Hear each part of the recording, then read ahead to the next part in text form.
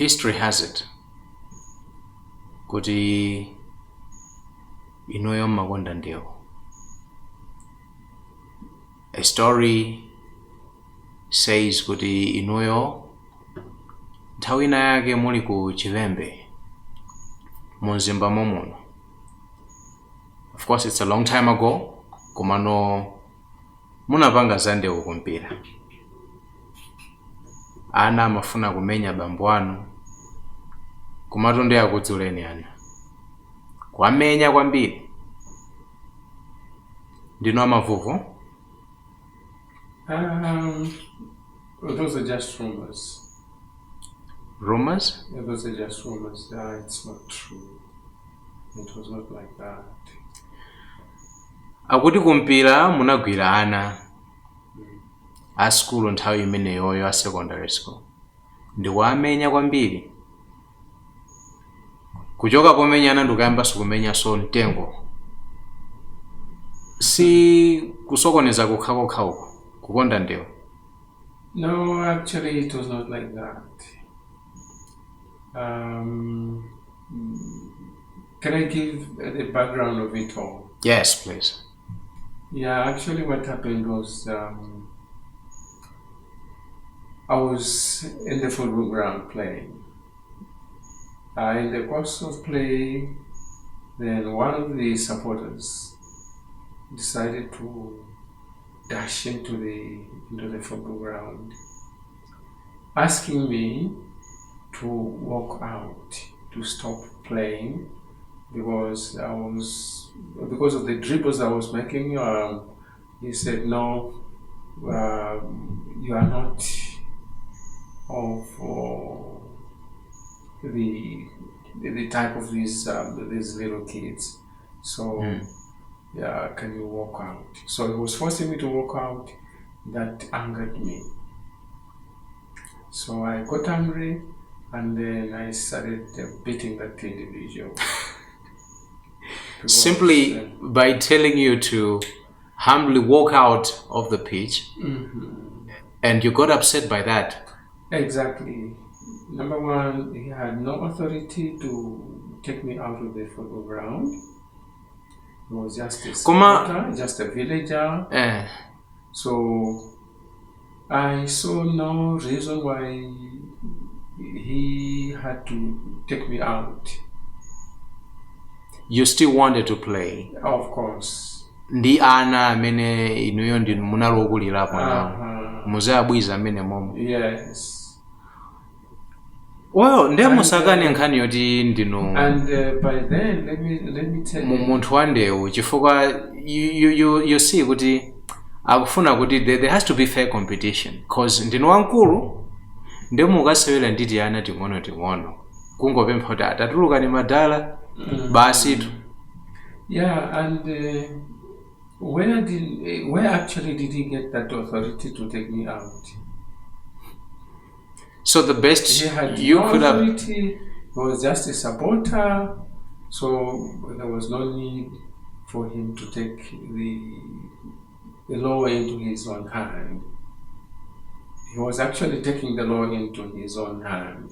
And you wanted to do the same. I wanted to retaliate in that way. What about the tree? Ngoma malaina. The tree, it's just that I was trying to run away from the fight, and as I was trying to hide, someone decided to throw a brick. And to hit me. Anthu tauze chilungamo akuti take it from me. Mtengo waukulu wa malaina. Now you are running from the pitch. I don't know which started first. Maybe you hit this person up, and then mwapeza mtengo wa malaina, and now you start throwing punches at the bark of the tree until the barks were peeling off. No, that's not. Usadzula mtengo ndi mafist. That's not possible. No. Actually, what happened was as I was running away from this fracas, supporters started throwing stones at me. And you know, and as they were throwing those stones, I was actually leaning against this tree. So one of the bricks that was thrown hit the tree, and it got peeled. So that's why. Exactly. How huge was that stone? The bugs could peel off. Yeah, it was a brick. If it gonna ngati ndimangolomera. Zimankhwala zimenezi. Kuti no basi kuyambo menya mtengo mpaka na makungwa kuchoka. Right, quite interesting. So now, Mr. Ngoma, you are the head of an institution, and I know that you have been in the education sector for a good number of years. You have got vast experience. Mukuona momwe zinthu zikuyenda bwino ndi momwe zinthu zikulakwika. Let me ask you, if you were to be the Minister of Education, what changes would you bring? What impact would you allow to come through you? Actually, I've been in the system for a while. What I've noticed is most of the schools that are being run in this country lack resources. Resources like what? Resources mostly books. If you walk around, you notice again that most schools do not have blocks where students can be learning. We have very poor facilities which can be used, and if you look into the resources in terms of books, there are very few books that are used by students today. Let's agree that the population has risen. Yes. The population is so big today, but you look at the resources that the government puts into the system, you discover that there are fewer resources. Very few, very few.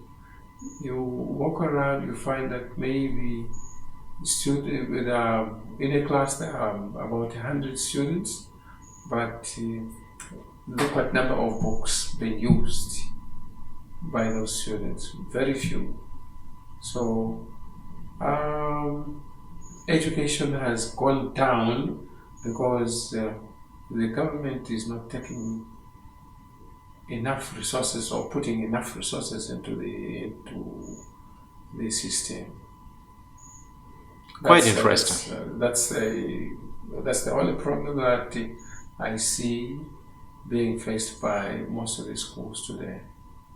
That's why education seems to be dwindling. Could it be the reason why school dropout is perpetuating these days? That would be one of the reasons. There are lots of reasons. Lots of reasons. Yeah. And lack of resources is just one of them. Just one reason. All right. You are in class teaching. What is that thing that irritates you as a teacher? As a teacher, I greatly want my students to be attentive.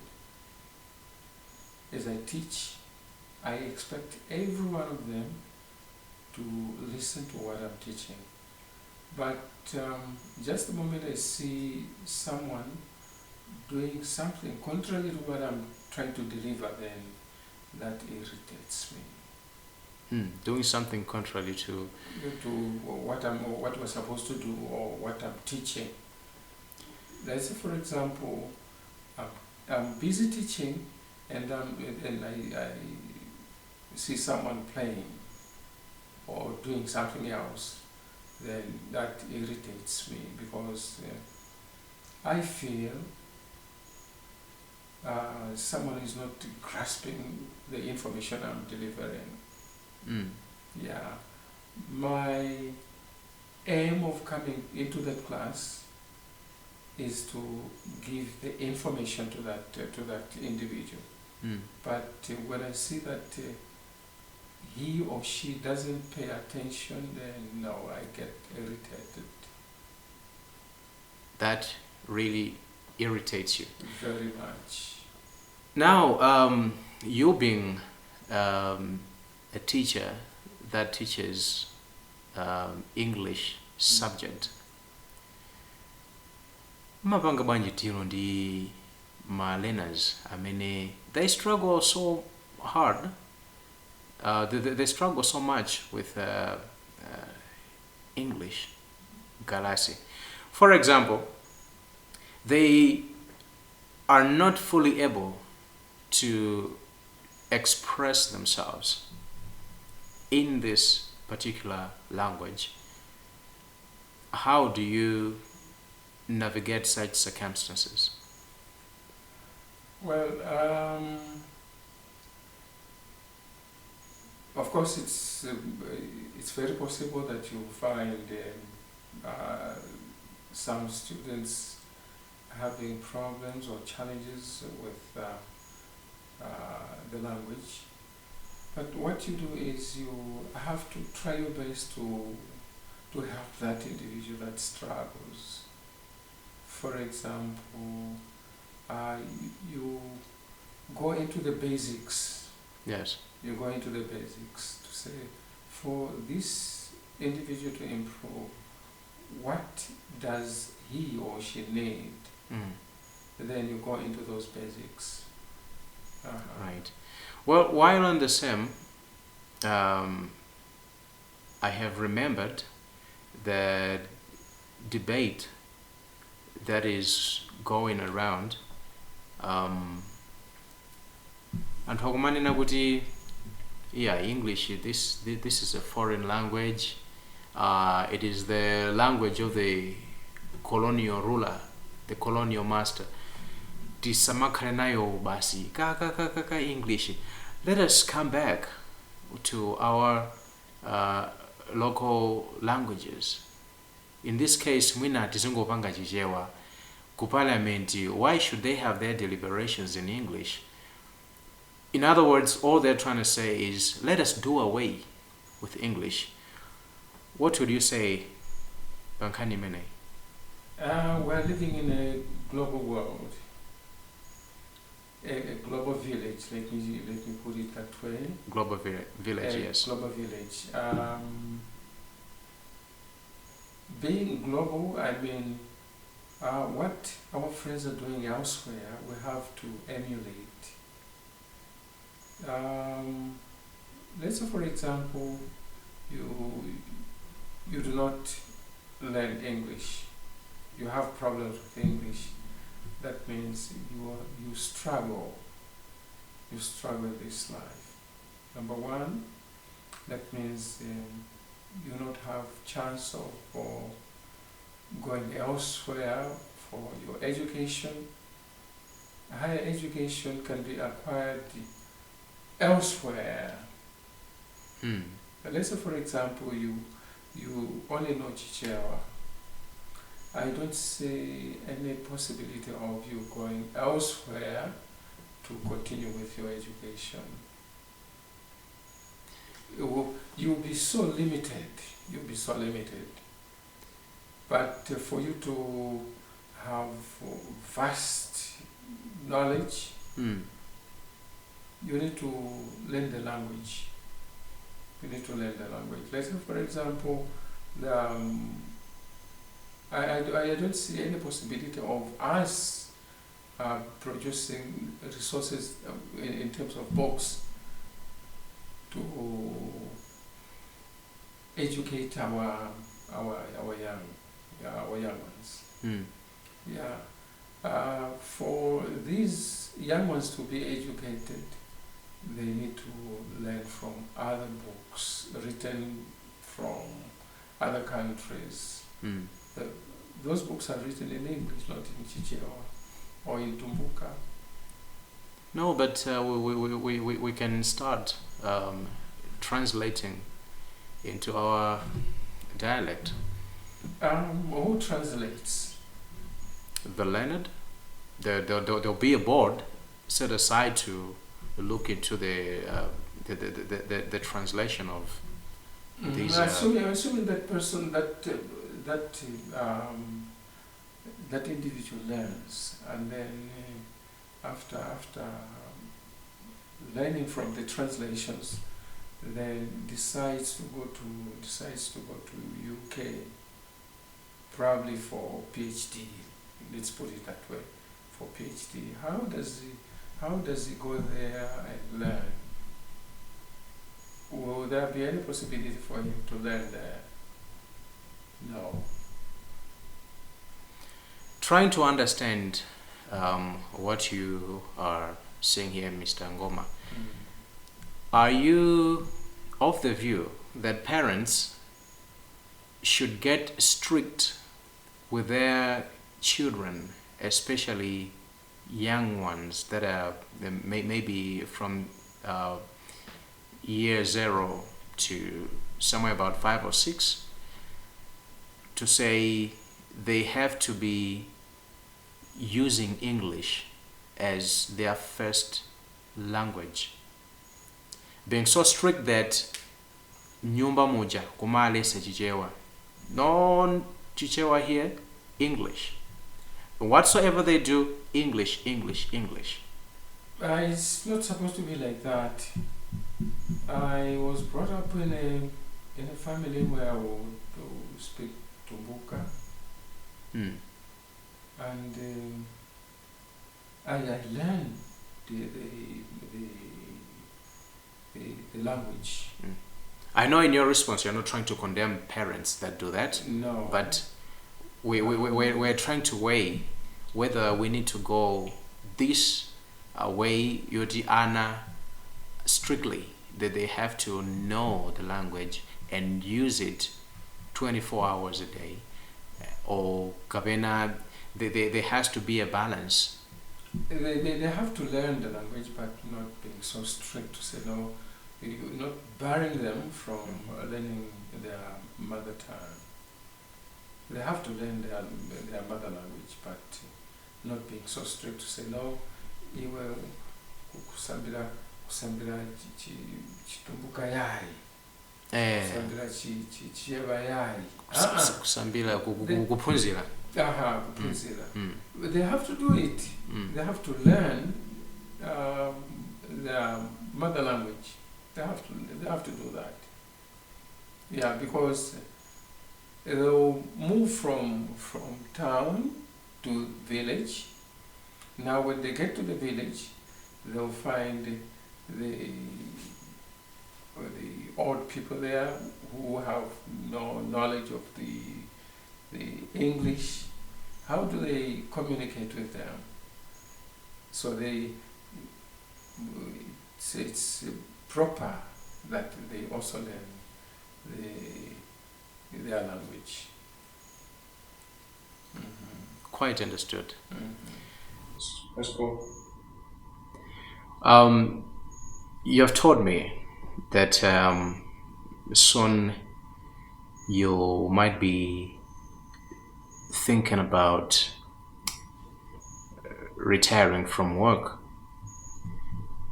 I don't know if I got you right on that one.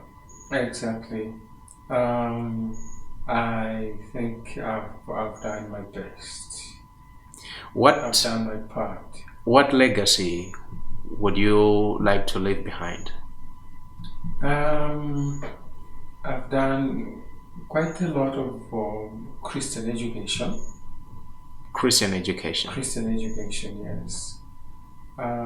Doing Christian education, this is the time Jesus said, take the children, bring them to me. So what I want my student to do is to be brought to Jesus. I have to take that challenge of taking these students to Jesus, because Jesus says, bring them to me. So I have to take these children to him. So he should be the best teacher. He should teach them. That I want my students to do that, to follow Jesus. All right.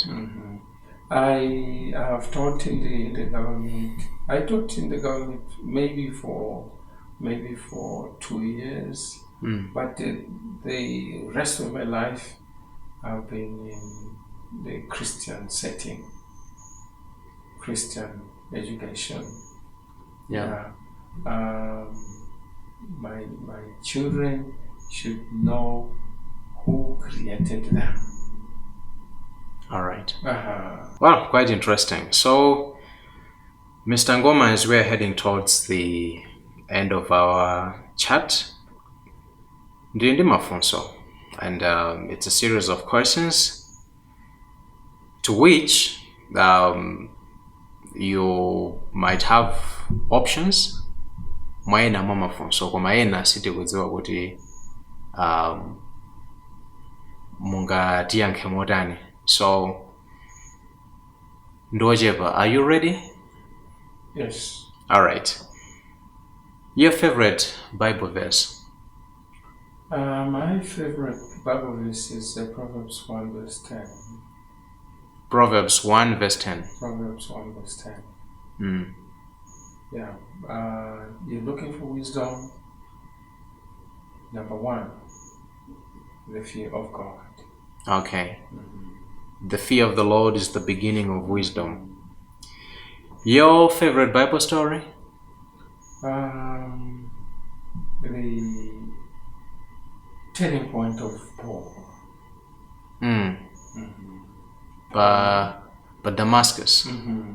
Acts chapter 9. Acts chapter 9. Acts chapter 9, yes. All right. I understand, BK, you also teach Bible knowledge. Yes.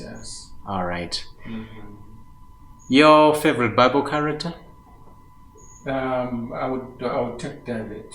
David. Scandalous David. Yeah, but look at the end part of him. God say, what does God say about him? My best friend. That guy. So the beginning might be bad, but in the end, when God says, you are my best friend, that's the best you can do. Isn't it? God calls him my best friend. You are an Adventist. Exactly. Your favorite hymn? 189. 189. Okay. We have no abiding city here. Your favorite color? My favorite color is white.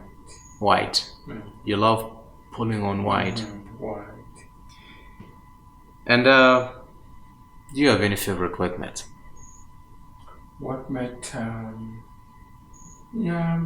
In fact, looking at what Deuteronomy chapter 6 verse 7 says, love your neighbor. Love your neighbor. So I love every other workmate that I come across. Everyone. Now, you being a footballer, do you have any team that you support, both locally and internationally? Internationally, I support Liverpool. Liverpool? That's my best team. All right. You still follow football? International football? Not much. Not much. Not much. Now, do you have a favorite jersey number? My favorite jersey number is 6. 6. Yeah. Mamenya Pagajet? Mamenya Bagati. Okay. All along. All along. And I guess that was your favorite position too. Okay. Night time or daytime? Daytime. Daytime. Playing bao or farming? Farming. Your favorite destination? My favorite destination is Mazwini. Mazwini. Where is Mazwini? My home. Oh, your home. Sweet home. Right. Kugajeza ndi ancestors.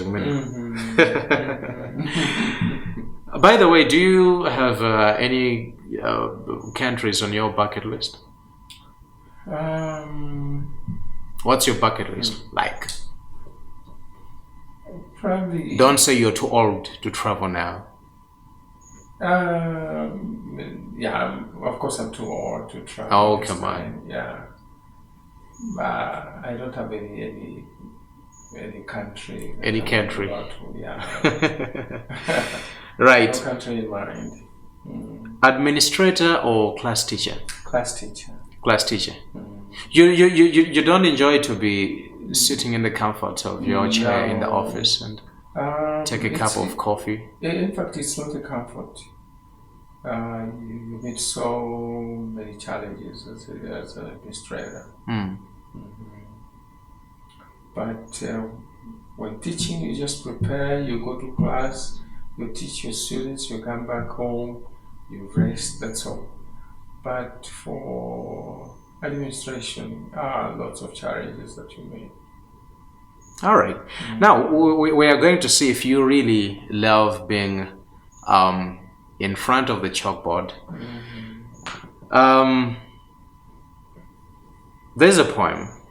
I know you love literature, and I have a poem. Somebody requested that you should teach. You should demonstrate how you handle a literature class. So I have a poem, and I would want you to show us kuti kodi nkarasimo mugakhala mugamaphunzitsa zimatani.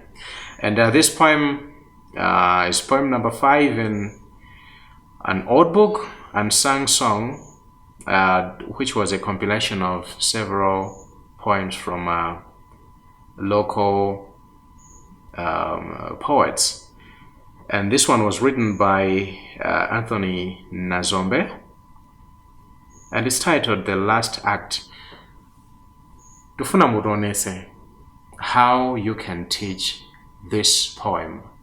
I will not read it, but I want you to read in your voice, in your own style and way, tione kuti zimakhala bwanji.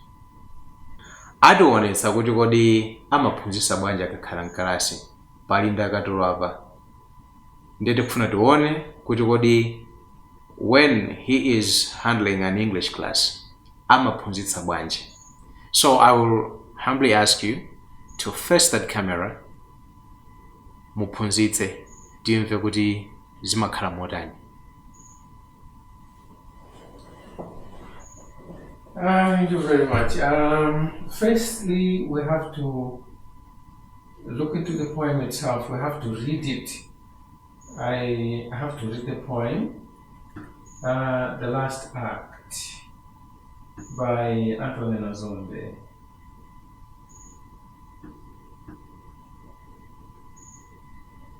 After the curtain call, the actors go their separate ways, never to meet again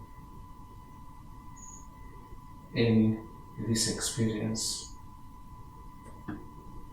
Only skeleton remains to haunt the stage and stare memories, beloved. I desire you that moment. I desired you that moment, but you would not come. And I sat on this rock, a throat burning, Soon hounds were on the trail, and the hunted who must come to drink perished by the stream. So, number one, we have to look into the persona, the one who is talking in this poem, who actually is talking in this poem, and to whom is he talking or she talking. Number one, we have to look at the experience. When they say this experience, never to meet you again in this experience, which experience is it? Firstly, we have to know that the speaker here, the persona, the one who is talking to a friend. A friend in this case might be a girlfriend or a boyfriend.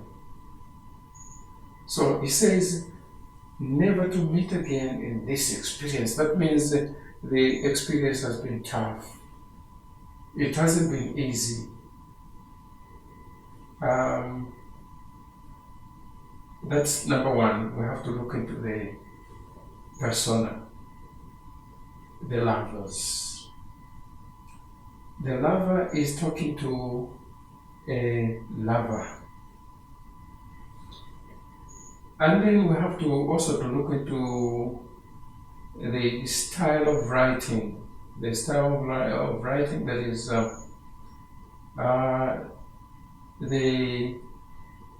writer or the poet has used verses. Here. Each stanza has 3 lines. We are still looking into the style of writing. He has, Anthony here has come up with 4 stanzas. Each stanza, as I've said, has 3 lines. So those are triskettes. A triskette, that is a stanza which has 3 lines. And then the other part we have to look into is the setting. Where actually are these individuals? Where are they? So he is taking us into a place where they usually meet. It's like look at the first line. He says, after the curtain call there, that's when there is a play, drama. It's like it's dramatic. It's dramatic. So there is the pulling of curtains, so that we actually see what is there, and there is a revelation here. What is revealed in here is that the two have separated. They are no longer in terms. They no longer love each other. And the only thing that remains is the memories they have. So someone only remembers that, oh, this one was my lover, this one was my girlfriend, or this one was my boyfriend. Only those memories, and what they used to do. They have those memories. The other part we have to look into is the poetic devices that are used in this poem. There are several devices that have been used. For example, if someone says, what here? The actors go their separate ways. They give us a picture of actually what is happening, giving us the picture. And then it says again, only skeletons remain. That means they are no longer in terms. They are no longer in terms. Everything is gone. If they say a skeleton, it's something that remains after decomposition has taken place. So there has been decomposition. It was alive. And then after death, now it's gone. So there was that friendship. It was life. But now that livelihood is gone. So what remains is nothing else apart from those old memories. Yeah, I would say it in that way. Right. Yeah. Well, thank you so much. I would really have to come. Wow. That's wow. I needed you to give us a glimpse of an English subject teacher that you are.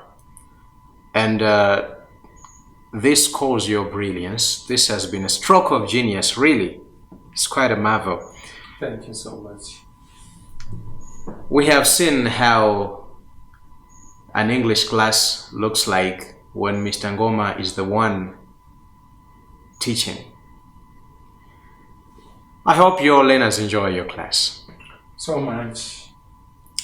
Right, so we are coming to the end of our chat, unfortunately, which has been quite an honor having you here. But before we part ways, like the lovers having their final act, what are your final remarks? What is your parting shot tonight?